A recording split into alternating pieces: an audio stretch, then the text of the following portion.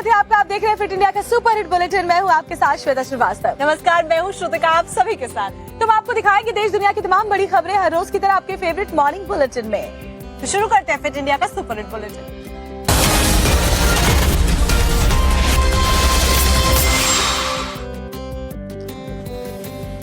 पहली खबर अमरनाथ यात्रा से जुड़ी हुई है, जिसमें पहला जत्था पहलगाम के नुनवानन बेस कैंप से रवाना भी हो चुका है। तो आज से अमरनाथ यात्रा यानी बाबा बर्फानी के दर्शनों की शुरुआत हो रही है। 9 अगस्त तक यात्रा चलने वाली है। 3 जुलाई यानी कि आज से बाबा बर्फानी के दर्शन उनके श्रद्धालु कर पाएंगे। कल ही जो पहला जत्था था वो श्रीनगर बेस कैंप से रवाना हुआ था, जहां एलजी मनोज सिन्हा ने हरी झंडी दिखाई थी और भारी भीड़ इस वक्त श्रद्धालुओं की नजर आ रही है। तो आपको ये भी बता देते हैं कि पहले एलजी मनोज सिन्हा दर्शन करेंगे और उसके बाद में जो श्रद्धालु हैं उनके लिए पवित्र गुफा को खोल दिया जाएगा और वहां जाकर वो पूजा अर्चना कर सकेंगे। तो पहलगाम में बम बम भोले का जयकारा गूंज रहा है। थोड़ी देर में एलजी मनोज सिन्हा बाबा बर्फानी की पवित्र गुफा पहुंचकर पूजा अर्चना करने वाले हैं और बालटाल से जो जत्था निकला था वही आज बाबा बर्फानी के दर्शन करेगा। सुरक्षा के पुख्ता इंतजाम किए गए हैं। आपको बता दें कि पहलगाम से रवाना हुआ जत्था कल्याणी शुक्रवार को पवित्र गुफा पहुंचेगा और फिर दर्शन करेगा। और संवाददाता साहिल सोहेल ने इस पर एक डिटेल्ड रिपोर्ट भेजी है, वो आपको हुई है। और इस समय हम पहलगाम के नुनवन बेस कैंप के ठीक सामने हैं। यहाँ आप तस्वीरों के माध्यम से देखेंगे बाबा बर्फानी की यात्रा पे आए श्रद्धालु अब यहाँ से निकलकर चंदनवारी और फिर चंदनवारी से आगे पवित्र गुफा के लिए अपना सफर शुरू कर रहे हैं। यहाँ बेस कैंप में करीब 4000 श्रद्धालु कल देर शाम पहुंचे थे जम्मू के भगवती नगर बेस कैंप से और यहाँ से अब यानी नुनवन पहलगाम के बेस कैंप से ये श्रद्धालु निकलकर उन्होंने अपनी सफर की शुरुआत की है पवित्र गुफा के लिए। इन श्रद्धालुओं से भी हम बातचीत करेंगे। काफी जोश और उत्साह के साथ ये श्रद्धालु जो है वो आगे की ओर बढ़ने का जो है इस वक्त प्रयास कर रहे हैं। सबसे पहले आपको बहुत बहुत शुभकामनाएं पवित्र यात्रा की। क्या क्या क्या क्या मन में है, कितने खुश हैं आप? बहुत खुशी है, बहुत खुशी है, कोई बयान नहीं कर सकते सर। हाँ। कोई कमी नहीं है, ऐसी खुशी मैं बयान नहीं कर पा रहा। कहाँ से आए? पंजाब से सर। आप बताएं कितनी खुशी है? मैं फर्स्ट टाइम जा रही हूँ, मुझे इतना अच्छा लग रहा है ना, बहुत अच्छा लग रहा है। इतनी कृपा है हमारे ऊपर। हर हर महादेव। की तैयारियां कैसी की? क्योंकि अब जो सफर है 32 किलोमीटर का पहाड़ियों से होकर जाना पड़ेगा, बड़ा दुर्गम वाला रास्ता है। बस सब कुछ हमने भोले बाबा के ऊपर छोड़ा है। जैसे उन्होंने करवाना है वैसे हमने चलते जाना है। ये श्रद्धालु है जो काफी जोश और उत्साह के साथ आगे बढ़ रहे हैं। बताइए भाई, कहाँ से आप, कितनी खुशी है? बहुत खुशी है। कहाँ से आप? हम यूपी से हैं, लखनऊ। पहली बार यात्रा के लिए पहली बार यात्रा पे जा रहे हैं। तैयारियां सारी हुई है? तैयारी सारी हुई है, बोले की कृपा से एकदम सब बढ़िया है। आप बताइए कैसी तैयारियां हैं? अच्छी तैयारियां हैं, बढ़िया, बहुत बढ़िया है। तो ये वो श्रद्धालु है जो ये पवित्र गुफा के लिए जो है उन्होंने अपने सफर की शुरुआत की है। कैमरा पर्सन शफीक के साथ सोहेल। तो श्रद्धालुओं का उत्साह, उनका जोश आपने देखा और बम बम भोले के जयकारों से पूरा पहलगाम गूंज रहा है। और इन श्रद्धालुओं के जोश को देख करके आप भी समझ पाएंगे कि आस्था आतंकियों के मंसूबों पर कितनी भारी है। ये वही पहलगाम है जहां बीते 2 महीने पहले 26 लोगों से उनका धर्म पूछकर उन्हें मौत के घाट उतारा गया था। और अब इसी पहलगाम से सनातनी आस्था के साथ शिव भक्तों का रेला बम बम जयघोष के साथ में इस पूरी श्रद्धालु जा रहे हैं इस यात्रा पर।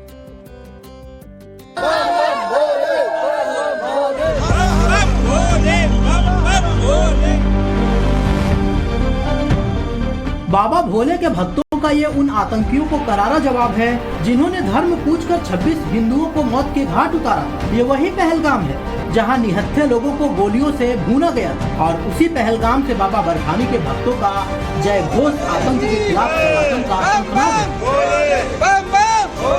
था कि जिस पहलगाम में आतंकी हमला हुआ उसी पहलगाम में जाके दर्शन भी करेंगे। अगर सामने भी आएंगे तो लड़के मरेंगे उनके साथ या उनको मारेंगे, लड़के डरेंगे नहीं। अब ये संदेश उन आतंकवादियों के खिलाफ है जो इस यात्रा को होना नहीं चाहते। वो सोचते हैं कि ये यात्रा ना हो और इस यात्रा को इस होने को कोई नहीं रोक सकता। चेहरे पर सनातनी जोश, मुंह पर भोले का जयकारा और मन में महादेव की भक्ति लेकर शिव भक्तों का पहला जत्था पहलगाम से सुबह 5 बजे बाबा बर्फानी के दर्शन को निकल चुका है। पहलगाम जत्थे में करीब 5000 श्रद्धालु हैं। 4 जुलाई को बाबा बर्फानी के दर्शन करेंगे। आज बालटाल रूट वाला जत्था दर्शन करेगा। अब तक 3.5 लाख लोग रजिस्ट्रेशन करा चुके हैं। 5 लाख से ज्यादा श्रद्धालु की यात्रा का अनुमान है।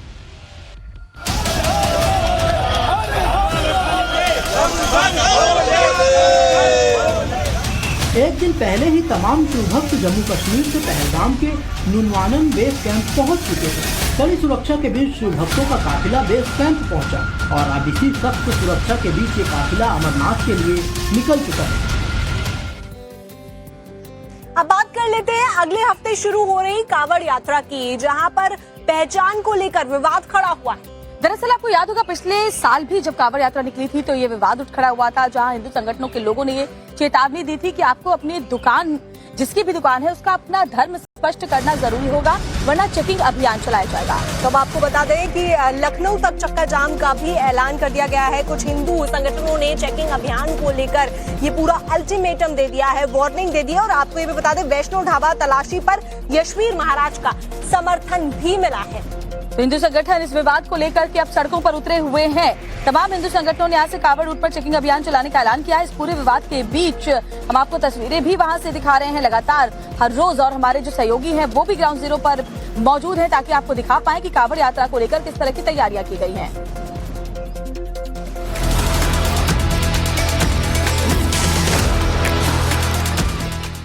सावन की शुरुआत से पहले कांवड़ रूट पर विवाद शुरू हो चुका है। विवाद की वजह नाम पर है, पहचान पर है और नियत पर है। विवाद की शुरुआत मुजफ्फरनगर के वैष्णो ढाबे से हुई। इस विवाद के सामने आने के बाद अब हिंदू संघर्ष समिति ने कांवड़ रूट पर पड़ने वाली दुकानों, ढाबों और रेस्टोरेंट पर तलाशी अभियान चलाने का ऐलान किया है। हिंदू संघर्ष समिति से जुड़े हुए 30 संगठन महाराज जी के इस अभियान में पूर्णतः उनके साथ हैं और कल से सड़कों पर उतरकर कार्यकर्ता इस अभियान में पूरी मजबूती से महाराज जी के साथ रहेंगे। गोपाल, अब्दुल और सनव्वर, गोपाल अगर सुनील बनेगा तो उसकी पैंट उतारने की तो अभी कोई घटना नहीं हुई, लेकिन हम उसका कपड़े उतारने का भी कार्य करेंगे। तो वहीं अखिल भारतीय हिंदू सुरक्षा संगठन ने घटना के बाद लखनऊ तक चक्का जाम का ऐलान किया है। ऐसे में नव भारत की टीम कांवड़ रूट पर पड़ने वाले कुछ ढाबों की पड़ताल करने पहुंची। अच्छा, ये ढाबा आप एन के नाम से चलाते हैं, एन का फुल फॉर्म क्या है, कुछ पता है आप? नहीं भैया। एन क्यों रखा आपने नाम? भैया एन हमें नहीं पता, एन ओनर ने रख रखा है, हमने रेंट पे ले रखा है। आपने रेंट पे ले रखा है, तो क्या नाम है मालिक का जो इसको ओनर है? उसका रईस नाम है। रईस, ये मालिक का नाम है या ओनर जो चला रहे? जो जमीन ओनर है। और जो ढाबा चला रहे हैं उनका नाम क्या है? गुलफाम अंसारी। हैरानी की बात यह है कि ढाबे के मालिक को ढाबे के नाम का मतलब तक नहीं पता, या फिर ये वो वजह है जिसका विरोध हिंदू संगठन कर रहे हैं। कांवड़ रूट पर ऐसे कई ढाबे हैं जिनकी पहचान गैर मजहबी है या फिर कंफ्यूजन करने वाले नाम पर है। बात अगली बड़ी खबर की करते हैं। प्रधानमंत्री नरेंद्र मोदी 9 जुलाई तक 5 देशों की यात्रा पर है घाना में। इस दौरान जब वो पहुंचे थे जोरदार उनका स्वागत किया गया था। आपको ये भी बता दें कि घाना में प्रधानमंत्री नरेंद्र मोदी पहुंचे तो वहां पर उन्हें 21 तोपों की सलामी दी गई और साथ ही वहां के जो सर्वोच्च पुरस्कार है उससे भी उनको नवाजा गया। साथ ही आपको ये भी बता दें कि आज त्रिनिदाद और टोबैगो की यात्रा पर प्रधानमंत्री नरेंद्र मोदी जाएंगे। तो घाना से त्रिनिदाद के लिए रवाना होंगे प्रधानमंत्री नरेंद्र मोदी। सर्वोच्च सम्मान से उन्हें घाना में सम्मानित किया गया। पीएम मोदी और घाना के राष्ट्रपति के बीच द्विपक्षीय बैठक हुई जिसमें दोनों देशों ने कई समझौतों पर हस्ताक्षर किए हैं।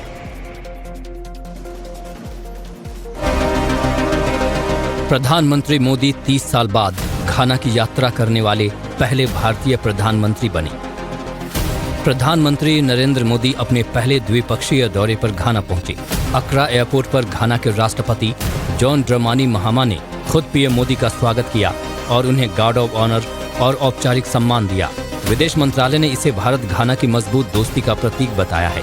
पीएम मोदी ने इस दौरान घाना के राष्ट्रपति महामा के साथ द्विपक्षीय बैठक की। 3 दशकों बाद किसी भारतीय प्रधानमंत्री का यह दौरा हो रहा है, जिससे दोनों देशों के संबंधों में नया उत्साह देखने को मिल रहा है। इस ऐतिहासिक दौरे से भारत और घाना के रिश्तों में नया अध्याय जोड़ने की उम्मीद है। दोनों देशों के बीच व्यापार, निवेश और विकास परियोजनाओं को लेकर भी कई समझौतों का आदान प्रदान किया गया।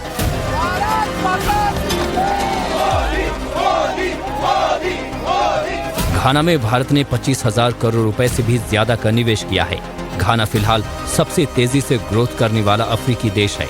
इस देश ने गरीबी को दूर करने में काफी तेजी से प्रगति की है। साल 2018 में घाना की अर्थव्यवस्था का आकार करीब 80 अरब डॉलर था, जो अब 100 अरब डॉलर को भी पार कर गया है। 2024 में इसकी विकास दर 5.7% थी, जो अफ्रीकी देशों में सबसे ज्यादा मानी जाती है। पहाड़ी राज्यों में मॉनसून अपना कहर बरपा रहा है और अब देखिए उत्तराखंड से खबर आ रही है, जहां पर उत्तराखंड के रुद्रप्रयाग में लैंडस्लाइड हुई और साथ ही सोनप्रयाग में भी लैंडस्लाइड हुई। और जो केदारनाथ धाम से दर्शन करके श्रद्धालुओं का जत्था लौट रहा था, 40 श्रद्धालु बताया जा रहा है कि फंस गए थे। और ये बड़ी खबर आपको बता रहे हैं, जहां कल रात 10 बजे से ये जो श्रद्धालु है, 40 श्रद्धालु वो फंसे हुए हैं केदारनाथ धाम से लौटते समय। ये बड़ा हादसा हुआ है। तो आपको ये बता दें कि एसडीआरएफ की टीम रेस्क्यू ऑपरेशन चला रही है ताकि श्रद्धालुओं को बचाया जा सके, जिसमें से 40 श्रद्धालुओं को बचाया गया है और कुछ अभी फंसे हो सकते हैं। कल रात 10 बजे जो श्रद्धालु हैं वो फंस गए थे।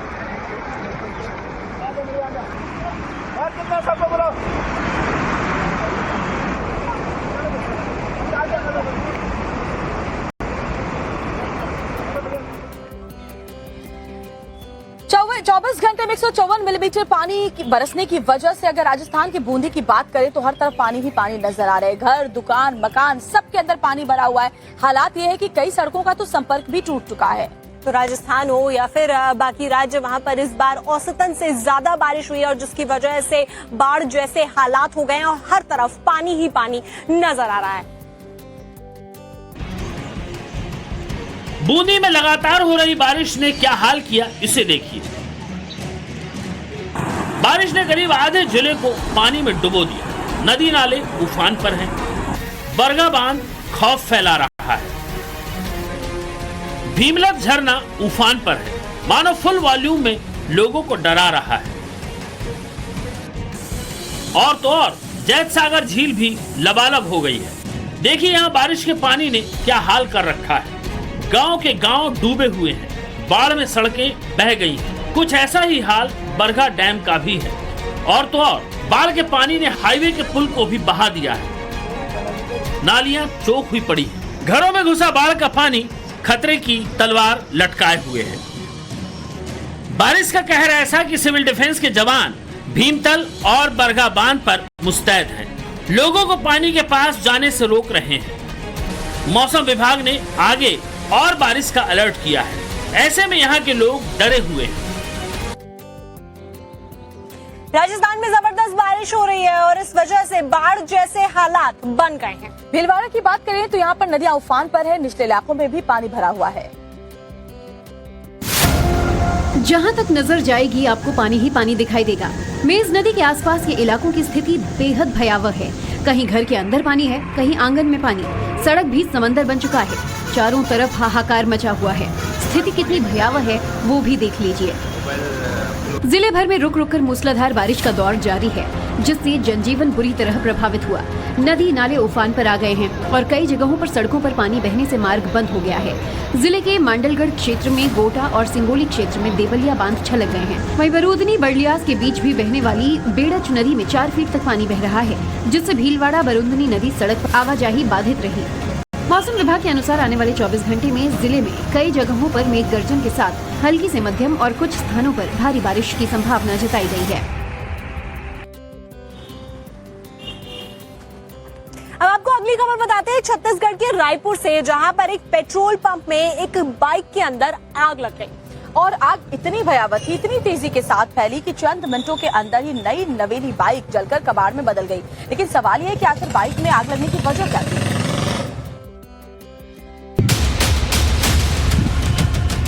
ये धू धू कर चलती हुई बाइक देखिए, कैसे देखते ही देखते ये बाइक आग का गोला बन गई। पेट्रोल पंप के कर्मचारी आग बुझाने की लाख कोशिश करते हैं, लेकिन आग खामोश होने की बजाय पूरी बाइक को ही अपने आगोश में ले लेती है। दरअसल पूरा मामला रायपुर के खरसिया थाना इलाके का है, जहां एक शख्स अपनी नई नवेली बाइक में पेट्रोल भरवाने के लिए पेट्रोल पंप पर पहुंचा। सोशल मीडिया पर वायरल हो रहे सीसीटीवी फुटेज में देखिए, शख्स अपनी बाइक में पेट्रोल भरवा रहा होता है। पेट्रोल पंप का कर्मचारी नोजल को बाइक में लगाता है, तभी अचानक बाइक से आग भड़क जाती है। बाइक के पास खड़े दोनों शख्स कुछ समझ पाते कि आग ने धीरे धीरे भयावह रूप ले लिया और पूरी बाइक को ही खाक में तब्दील कर दिया। युवक के सामने नई नवेली बाइक जल रही होती है। पेट्रोल पंप के कर्मचारी आग को बुझाने का प्रयास करते हैं, लेकिन वो नाकाफी साबित होता है। हालांकि पेट्रोल पंप कर्मचारियों की सूझबूझ से बड़ा हादसा टल गया।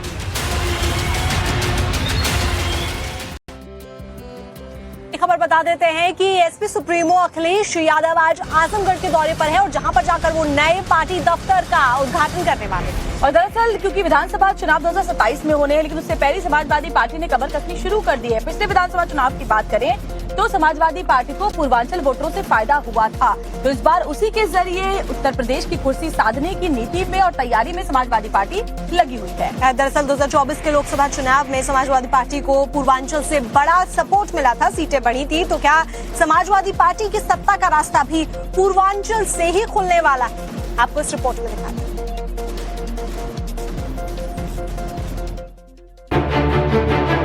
सज धज कर तैयार है नया भवन, अखिलेश यादव करने आ रहे उद्घाटन। यहां से समाजवादी पार्टी साधेगी पूर्वांचल का रण। अखिलेश यादव आज आजमगढ़ में अपने नए आवास और कार्यालय परिसर का उद्घाटन करने जा रहे हैं। ये भवन आधुनिक और मॉड्यूलर डिजाइन का नमूना है। इसके ग्राउंड फ्लोर पर ऑफिस और मीटिंग हॉल बनाए गए हैं, जहां सपा कार्यकर्ताओं और नेताओं के साथ रणनीतिक बैठक होगी, जबकि पहली मंजिल पर रेजिडेंशियल एरिया है जो अखिलेश के निजी उपयोग के लिए तैयार किया गया है। भवन परिसर में पर्याप्त खुला स्थान भी है, जहां सभाओं को संबोधित किया जा सकता है। ये परिसर न सिर्फ उनका तीसरा स्थायी ठिकाना बनेगा, बल्कि 2027 विधानसभा चुनाव से पहले पूर्वांचल में समाजवादी पार्टी की रणनीति का भी प्रमुख केंद्र होगा। बहुत उत्साह है साथियों में, कार्यकर्ताओं में, नेताओं में, आजमगढ़ के लोगों में, क्योंकि लोगों को बहुत दिनों से इंतजार था। आजमगढ़ का ये किला दरअसल समाजवादी सियासत को ट्रायंगल शेप देगा। जैसे राजधानी लखनऊ से मध्यांचल की मॉनिटरिंग, सैफई से पश्चिमी उत्तर प्रदेश की सीटों की मॉनिटरिंग और अब आजमगढ़ से पूर्वांचल की मॉनिटरिंग होगी। जिस तरह से उमड़ करके लोग आके अपना समर्थन दे रहे हैं समाजवादी पार्टी को, हमें तो ऐसा लगता है 2027 में भारतीय जनता पार्टी की जमानत पूर्वांचल से जब्त। दरअसल अब तक पूर्वांचल का हिस्सा समाजवादी सियासत से अछूता रह जा रहा था। शायद उसी कमी को पूरा करने के लिए समाजवादी पार्टी ने अपने पुराने गढ़ आजमगढ़ को चुना। और अगली बड़ी खबर भी उत्तर प्रदेश से आपको बताते हैं, योगी कैबिनेट की आज अहम बैठक होने वाली है। मुख्यमंत्री योगी आदित्यनाथ इसमें मौजूद रहने वाले हैं। सुबह 11 बजे लोक भवन में ये अहम बैठक होगी और इस बैठक में कई अहम प्रस्तावों पर चर्चा होने वाली है। इस बैठक में कैबिनेट मंत्री भी मौजूद रहेंगे और कई अहम मुद्दों पर बातचीत होगी और प्रस्तावों पर मुहर भी लग सकती है, यानी बड़ी अहम बैठक आज हो रही है। उत्तर प्रदेश कैबिनेट की आज बैठक होने वाली है। मुख्यमंत्री योगी आदित्यनाथ की अध्यक्षता में ये बैठक सुबह 11 बजे होने वाली है और बहुत ही अहम कई महत्वपूर्ण प्रस्तावों को लेकर के ये बैठक मानी जा रही है।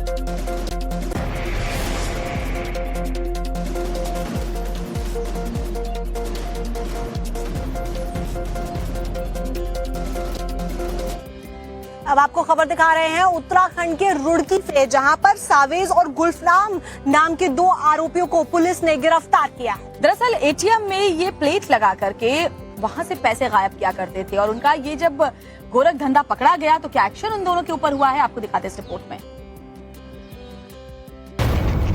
एटीएम में मेटल प्लेट लगाई और पैसे चोरी करके ले गए। मामला उत्तराखंड के रुड़की का है, जहां पुलिस ने एटीएम मशीन में मेटल प्लेट लगाकर धोखाधड़ी करने वाले सावेज और गुलफाम को गिरफ्तार किया है। वीडियो में देखिए, ये आरोपी इस धोखाधड़ी की वारदात को कैसे अंजाम दिया करते थे। ये ठग एटीएम मशीन में रकम निकालने वाली जगह पर एक मेटल की प्लेट लगा देते थे। जब कोई ग्राहक एटीएम से रकम निकालने आता था और रकम नहीं निकलती थी तो ग्राहक तकनीकी खराबी समझकर वापस चला जाता था, जिसके बाद ये दोनों ठग एटीएम मशीन से प्लेट को हटाकर रकम निकाल लिया करते थे। पुलिस ने दोनों के पास से 10,000 रुपए की नकदी और 2 प्लेट बरामद कर ली है। पूरे मामले का खुलासा तब हुआ जब एक महिला ने पुलिस को तहरीर देकर बताया कि अज्ञात लोगों के द्वारा उसके साथ 10,000 रुपए की धोखाधड़ी की गई है। पुलिस ने एटीएम के सीसीटीवी फुटेज के आधार पर दोनों आरोपियों को गिरफ्तार किया है। और एक बड़ी खबर आपको गाजियाबाद से बताते हैं। मुरादनगर में एनकाउंटर हुआ है बदमाशों के साथ और बताया जा रहा है एक अपराधी इसमें घायल भी हो गया है। आपको बता दें कि कोम्बिंग के दौरान दूसरा बदमाश भी अरेस्ट हो गया है और इनके साथ में हथियार कारतूस भी बरामद किए गए हैं। तो ये बड़ा ऑपरेशन चला गया और इसमें ये एनकाउंटर हुआ है। काफी वक्त से इन दोनों अपराधियों की तलाश पुलिस की टीम कर रही थी और जैसे खबर मिली इन दोनों आरोपियों के वहां पर होने की, पुलिस ने इनकी घेराबंदी की, जवाबी फायरिंग इन बदमाशों ने की, जिसके बाद मुठभेड़ के दौरान एक बदमाश घायल हो गया। कॉम्बिंग के दौरान दूसरा बदमाश भी अरेस्ट कर लिया गया है।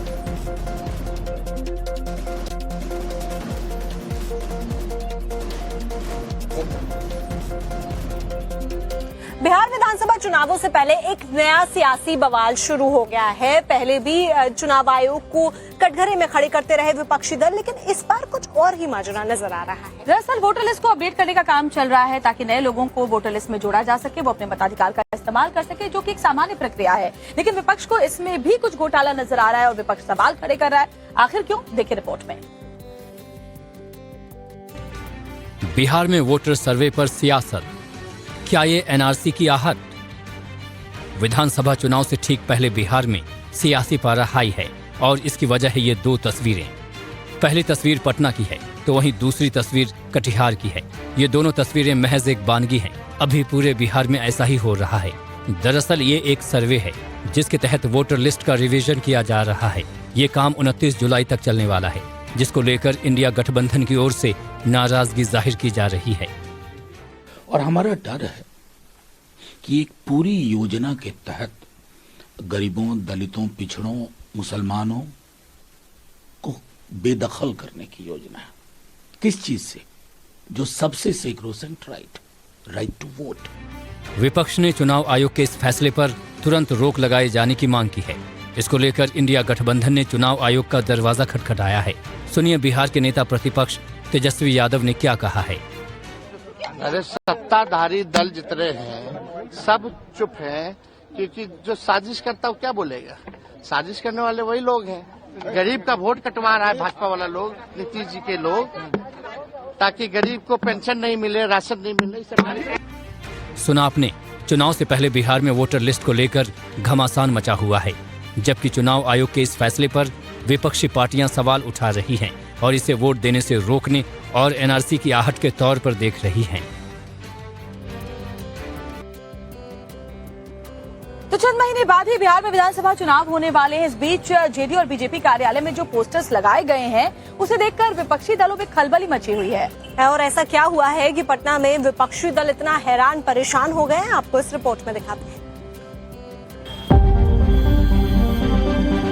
2 दफ्तर, 2 कलर के पोस्टर, लेकिन तस्वीरें सेम टू सेम। दोनों ही जगहों पर पीएम मोदी और सीएम नीतीश नजर आ रही हैं। स्क्रीन पर दिख रही ये दोनों तस्वीरें पटना की हैं।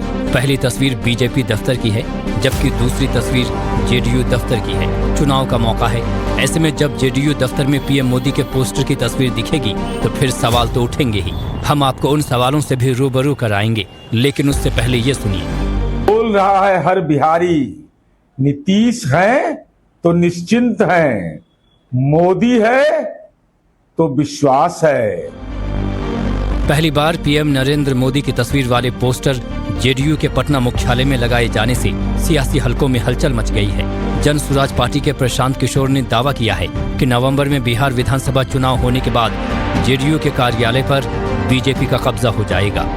जदयू का अब अंत आ गया है। नीतीश कुमार के राजनीति का ये अंतिम दौर चल रहा है।